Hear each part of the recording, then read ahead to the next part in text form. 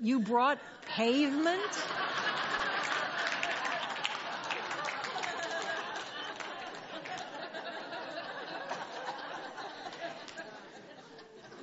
And so it is with our experience. There's this thing that we think we don't have. It's so valuable for us, and we don't have it, and we want it so badly. But from the point of view of spiritual truth, we already do have it. Treatment helps open our eyes to what is already ours. And when we become convinced on the inside that something is ours, that's when it shows up in our experience. Ernest Holmes, who put together the science of mind philosophy and, of course, taught everyone how to treat, explained it this way. Treatment is not for the purpose of making things happen. It is to provide within ourselves an avenue through which they can happen. Treatment opens up avenues of thought, expands consciousness, and lets reality through. It removes the obstructions of thought and lets in the light. We already live in a perfect universe, but this needs to be seen before it can become part of our experience. Treatment removes doubt and fear and lets in the realization of the presence of spirit. He even goes on to say, the origin of every problem is ultimately to be found within us, and the answer to every problem will be discovered in spiritual realization. So with that description, I think we can tell that when we're talking about treatment, it's something very different than I know how I used to think about prayer. In the traditional idea of prayer, we're actually asking God to do something. We're asking God to change. But when it comes to treatment, we're asking ourselves to do something. We're asking ourselves to change our understanding, to change our viewpoint.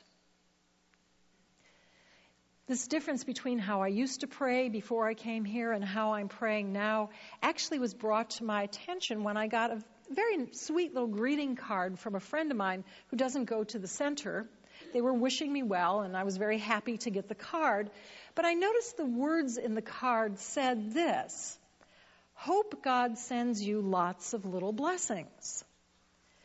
Now, as I say, I know this person loves me and was wishing me well, but I couldn't help noticing that the theology, the attitude toward prayer contained in that card, and the way we speak about God and prayer here, I could see three differences in that one sentence. Hope God sends you lots of little blessings. Starting with that word hope. Now, have you ever in your life, like me, prayed hoping somebody was out there listening, hoping that they would hear it, hoping that they would take pity and answer your request? That's how I used to pray. But that's not how I do spiritual mind treatment. That's not what spiritual mind treatment is for. Spiritual mind treatment gets us to a place of certainty, where we can remember that certainty that we live and move and have our being in a presence that is for us. Spiritual mind treatment helps us get to the certainty that this power will indeed give us what we want. In fact, we're not asking this power for anything. We're directing it toward what we want to realize in our lives. Hope God sends you. All right, sends. Definitely sounds like this present is somewhere distant, sending me something, giving me something I don't already have. And as we've already been speaking, everything already has been given. It's our job to see it and experience it. Here's the third thing. Hope God sends you lots of little blessings. Now, I can tell from your laughter that you're also a religious scientist and thinking to yourself, why stop with little? What's wrong with big? We don't have to settle for little. Ernest Holmes says, it is most important that we place no limitations on our prayers. Whatever is good, whatever may provide a fuller enjoyment of living that neither harms nor deprives another, these are the things which we should seek to experience through prayer. So he's telling us, as long as we're not praying to harm somebody else or to take advantage of them, then we can pray for anything we want, big or little. Here's something else that is true from our point of view, something that is true from the point of view of the waves in the ocean. Because we do live and move and have our being in spirit, because we are the consciousness of spirit, then spirit is automatically aware of and responding to everything we do. And in this way, in a very real way, our lives are a prayer. Every thought, every word, every action is bringing about results from a responsive presence. Which answers the question of why some of my friends who don't even believe in God are leading wonderful lives. Just because we don't know it's there doesn't mean it's not responding to our desires. So if this is true, then why do we have to do a spiritual mind treatment? Why do we have to specifically pray? Well, Holmes pointed out that trained thought is far more powerful than untrained thought.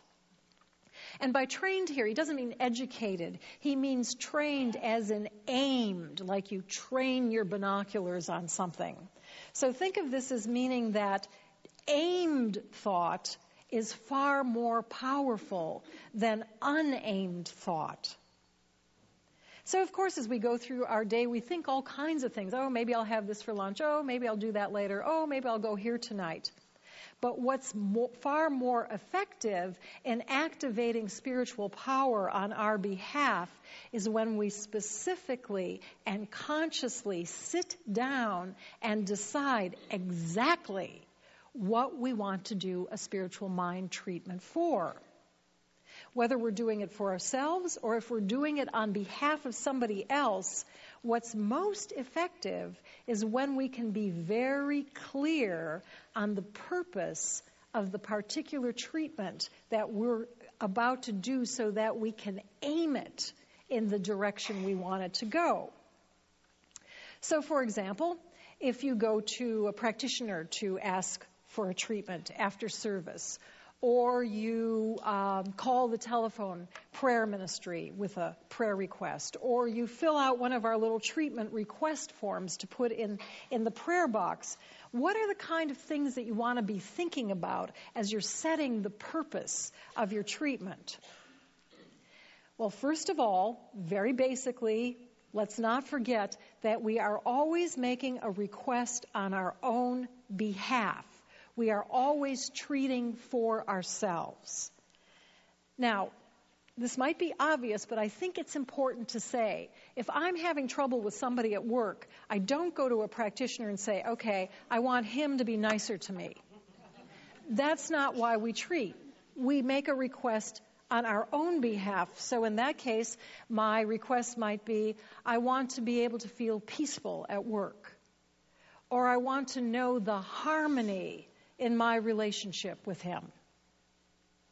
Of course, you can treat for somebody else if they ask you, but when we're framing a treatment for ourselves, it is always about ourselves. And I have to tell you that this simple act of clarifying what you want is already very powerful for you.